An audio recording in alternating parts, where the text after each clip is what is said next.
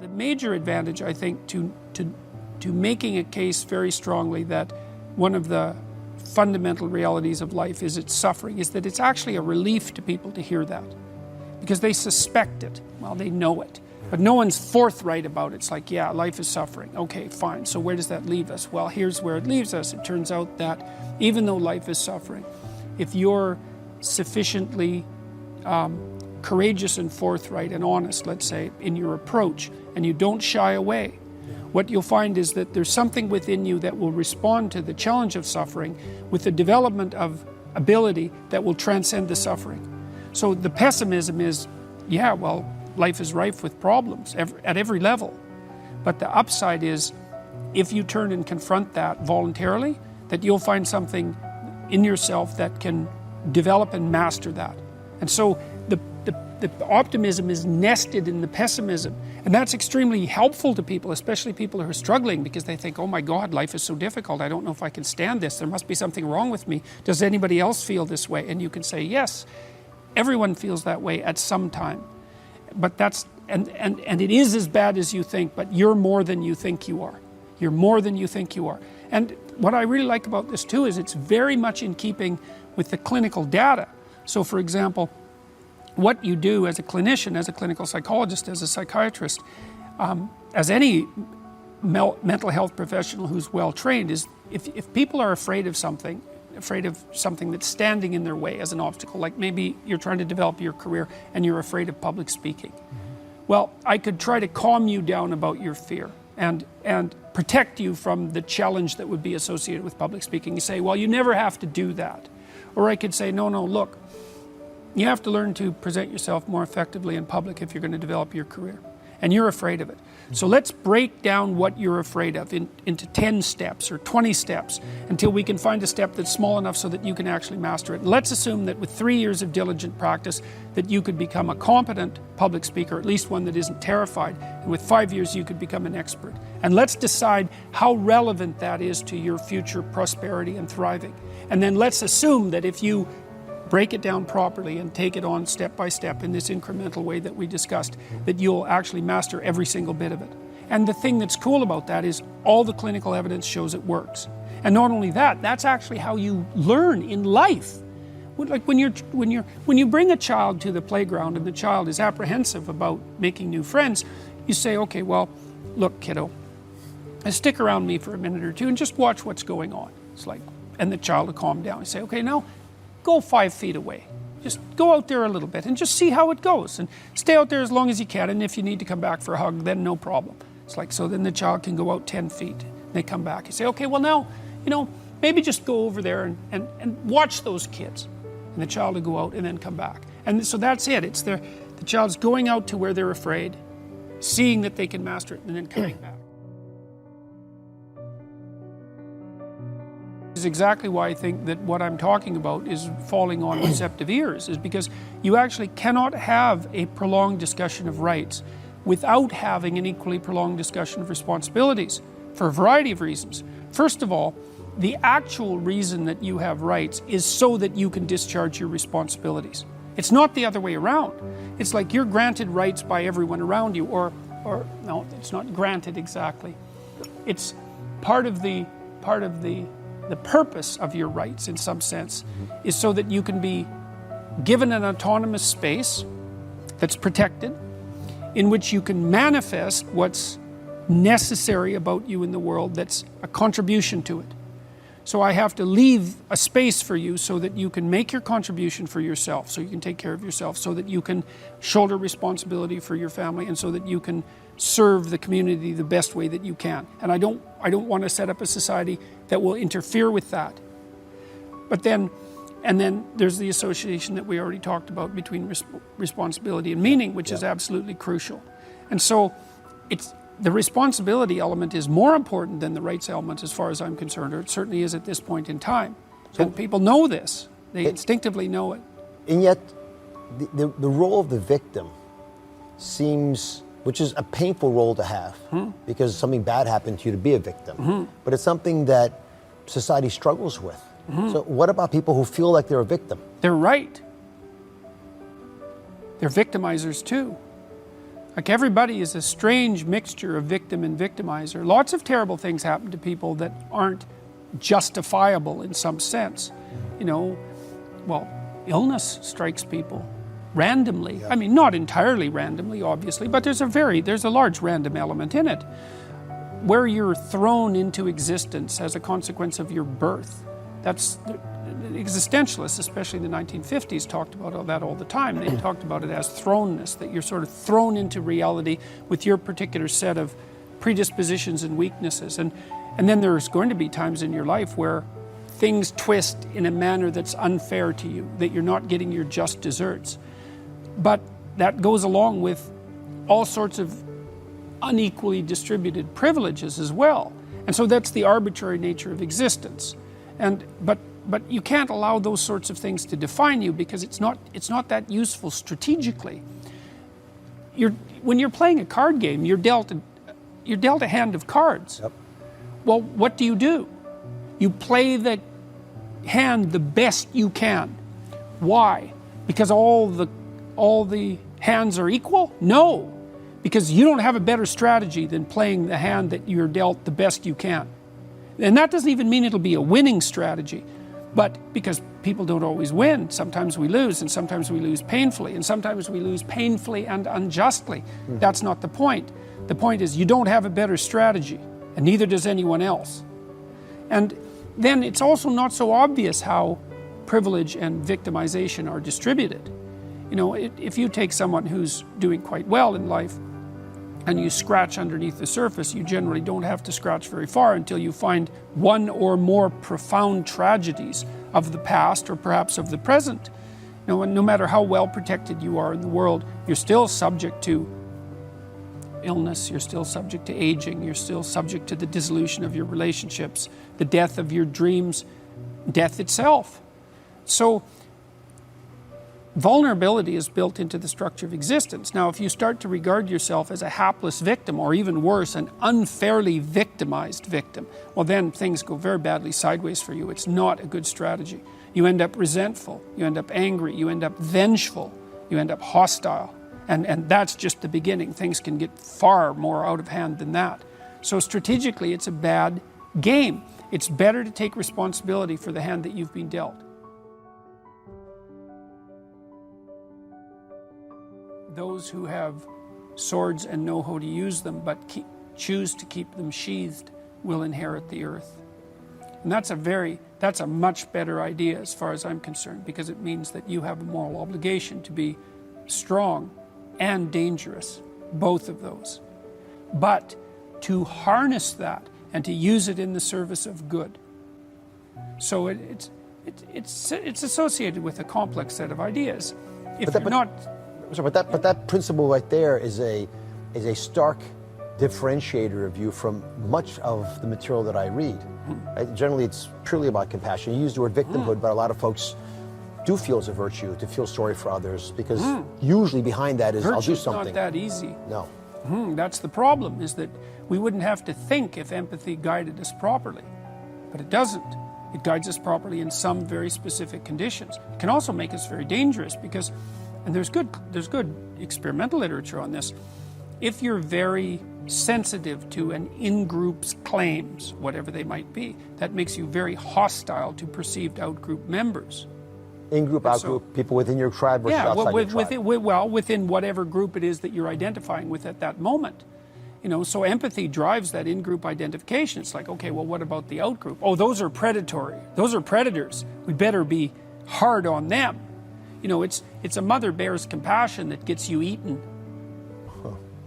So we can't be thinking that empathy is an untrammeled virtue. There's no evidence for that whatsoever. The psychoanalysts knew this perfectly well as well, when we were still wise enough to attend to their more profound realizations. And that's the motif of the devouring parent. The devouring mother is a more general trope. And that's someone who will do absolutely everything for you all the time, so that you never have to rely on yourself for anything. That's not good. No, there's rules. For example, if you're dealing with the elderly in an old folks home, here's a rule. Never do anything for one of your clients they can do themselves. Why? Because they're already struggling with the loss of their independence. And you want to help them maintain that independence as long as possible. And that might mean sitting by while someone struggles to do up their buttons, for example. When you can, and this is the same if you're maybe helping your 3-year-old dress themselves. It's like, yeah, you can put on the buttons a lot faster. Let me help you with that. It's like, no, you struggle with that. You master it. And I'll keep my empathy to myself. Thank you very much. So that I can help you maintain your independence.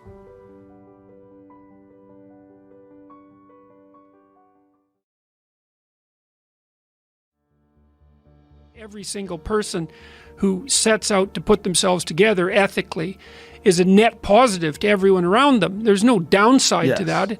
You know, and my book has been criticized by people who've read it very poorly, especially chapter 1 when I talk about hierarchies, that I'm somehow supporting the idea that power in a hierarchy is the right way to be. And there's absolutely nothing in what I've written that suggests that at all. Like, I'm suggesting that human hierarchies are very complex, and that the way that you win in a human hierarchy is by being competent and reciprocal.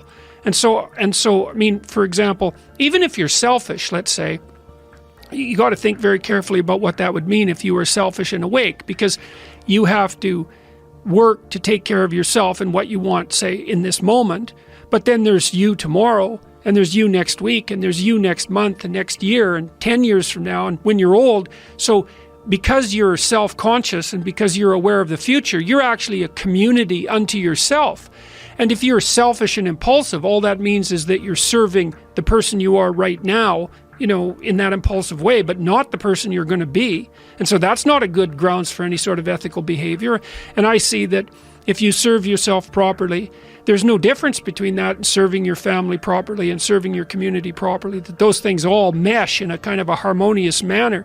And one of the things that's really been effective in the lecture tour is a discussion about that idea and its relationship between that and meaning and responsibility, because one of the things that strikes the audience as silent constantly, because I'm always listening to them to see, you know, when the attention is maximally focused, is whenever I point out to people that the antidote to the meaninglessness of their life and the suffering and the malevolence that they might be displaying because they're resentful and bitter about how things have turned out, the antidote to that is to take on more responsibility for themselves and for other people, and that's aspirational, which is kind of cool. You know, the conservative types, the duty types, and I'm not complaining about them, you know, they're always basically saying, well, this is how you should act, because in some sense that's your duty, right? That's how a good citizen would act. And that's a reasonable argument. But the case that I've been making is more that, well, there is value distinctions between things. Some things are worth doing and some things aren't, and you can kind of discover what that is for yourself, and then you should aim at the things that are most worth doing. And what you'll find if you watch carefully is that the things that you find worth doing are almost always associated with an increase in responsibility. Because if you think about the people you admire, for example, you spontaneously admire people, and that's a manifestation of the instinct to imitate. Again, people are very imitative. You don't admire people who don't take care of themselves. Like, unless there's something wrong with you, you at least want an admirable person to be accountable for themselves. And then if they've got something left over so they can be accountable for their family, well, then that's a net plus, obviously. That's someone you think is solid. And then maybe they take care of some more people. They have a business or they're involved in the community in some positive way. You see, well, that's a person whose pattern of being is worth imitating.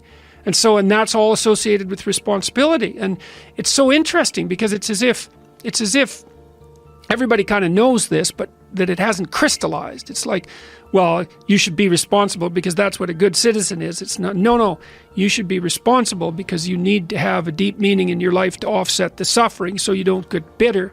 And the way you do that is to bear a heavy load, you know, to get yourself in check for you now and for you in the future, and then to do the same for your family and your community, and that there's real nobility in that, and there's real meaning. And more, the other thing that I've been suggesting to people, and I also believe this, is that, and I think that the guys that have come to talk to me, especially the ones that have had real rough lives, they really understand this. If you don't get your act together and you let yourself slide, then what kind of moves in to take the place of what you could have been is something that's really not good at all. So it's not only that if you're living a like a dissolute life, that you're not aiming at anything positive, and so you don't have any real meaning, and you're subsumed by anxiety and all of that and hopelessness. But something kind of hellish moves in there too to occupy that place, and so then you end up making things worse. And when, one of the things I learned about studying totalitarian systems, whether they were on the right or the left, was that part of the reason that the totalitarian horrors of the 20th century manifested themselves was because average people didn't take on the proper responsibility. They shut their eyes when their eyes should have been open, even though they knew it. And they did and said things they knew they shouldn't have done and said. And that was what supported those horrible systems. So, if you don't get your act together, then you leave a little space for hell. And I really believe that. So I figured something out that I thought I'd tell you about. This took me like 30 years to figure out, and I figured it out on this tour. So there's this old idea, that you have to rescue your father from the belly of the whale, right? From some monster that's deep in the abyss. You see that in Pinocchio, for example, but it's a very common idea. And I figured out why that is, I think. So imagine that we already know from a clinical perspective that, if you set out a path towards a goal, which you want to do because you need a goal and you need a path, because that provides you with positive emotion, right? So you set up something as valuable, so that implies a hierarchy. You set up something as valuable. You decide that you're going to do that instead of other things, so that's kind of a sacrifice, because you're sacrificing everything else to pursue that. And then you experience a fair bit of positive emotion and meaning as you watch yourself move towards the goal. And so the implication of that is the better the goal, the more full and rich your experience is going to be when you pursue it. So that's one of the reasons that's one of the reasons for developing a vision and for fleshing yourself out philosophically, because you want to aim at the highest goal that you can manage. Okay, so you do that, and then what you'll find is that as you move towards the goal, there are certain things that you have to accomplish that frighten you. Maybe you have to learn to be a better speaker, a better writer, a better thinker, or you have to be better to people around you, or you have to learn some new skills and you're afraid of that, whatever, because it's going to stretch you if you pursue a goal, and so that'll put you up against challenges. Okay, so all the clinical data indicates, well, the opposite of safe spaces, as Jonathan Haidt has been pointing out, that what you want to do when you identify something that someone is avoiding that they need to do because they're afraid, you have them voluntarily confront it.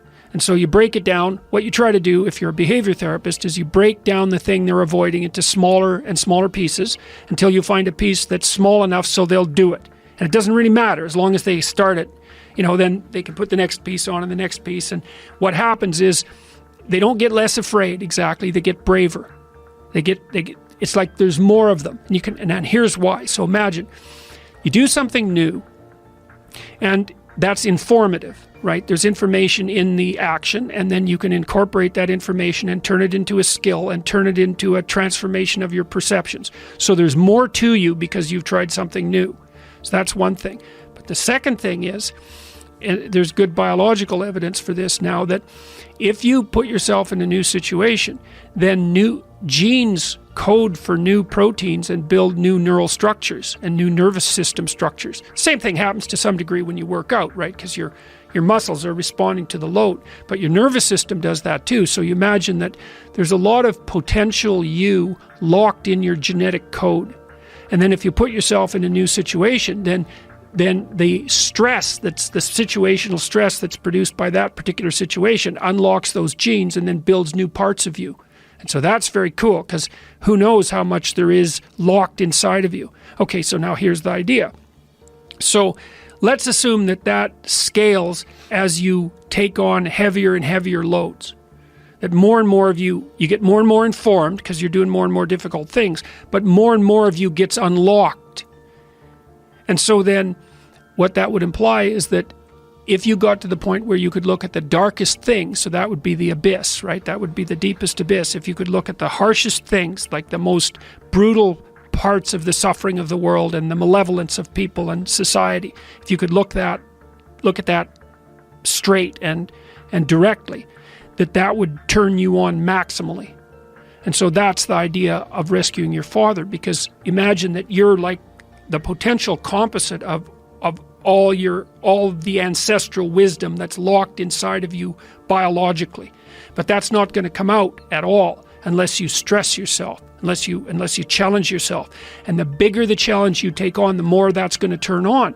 And so that as you take on a broader and broader range of challenges and you push yourself harder, then more and more of what you could be turns on, and that's equivalent to transforming yourself into the ancestral father, because you're like the, what would you call it? You're the consequence of all these living beings that have come before you, and that's all part of your biological potentiality. And then if you can push yourself, then all of that clicks on, and that turns you into who you could be. That's the re-representation of that positive ancestral father. So that's why you rescue your father from the belly of the beast. The two major problems that people face, obviously, are suffering, tragedy, and malevolence. And so that's the other thing that you're responsible for, is that you're supposed to look at the capacity for human evil as clearly as you possibly can, which is a very terrifying thing. That causes post-traumatic stress disorder in people that aren't accustomed to it. And in the mythology that's associated with the encounter with evil, it's almost always the case that the entity that does the encountering, even if it does it voluntarily, is hurt by it. So the Egyptian god Horus, for example, who's the eye and the falcon, the thing that can see and pay attention, when he encounters his evil uncle Seth, who's the precursor of Satan, he loses an eye, because it's no joke to encounter malevolence. It can really shake you.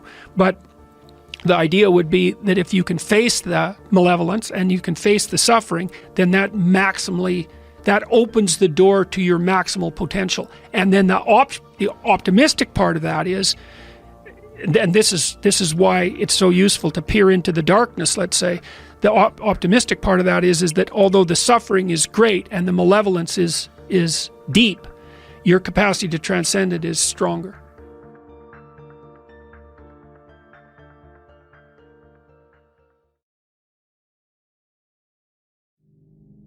Another thing I've often asked my undergraduate classes is, there's this idea that people have a conscience. And you know what the conscience is. It's this feeling or voice you have in your head just before you do something that you know is stupid, telling you that probably you shouldn't do that stupid thing. You don't have to listen to it, strangely enough. But you go ahead and do it anyways, and then, of course, exactly what the conscience told you was going to happen inevitably happens, so that you feel even stupider about it than you would if it happened by accident. Because I knew this was going to happen, I got a warning it was going to happen, and I went and did it anyways. And the funny thing, too, is that conscience operates within people, and we really don't understand what the hell that is.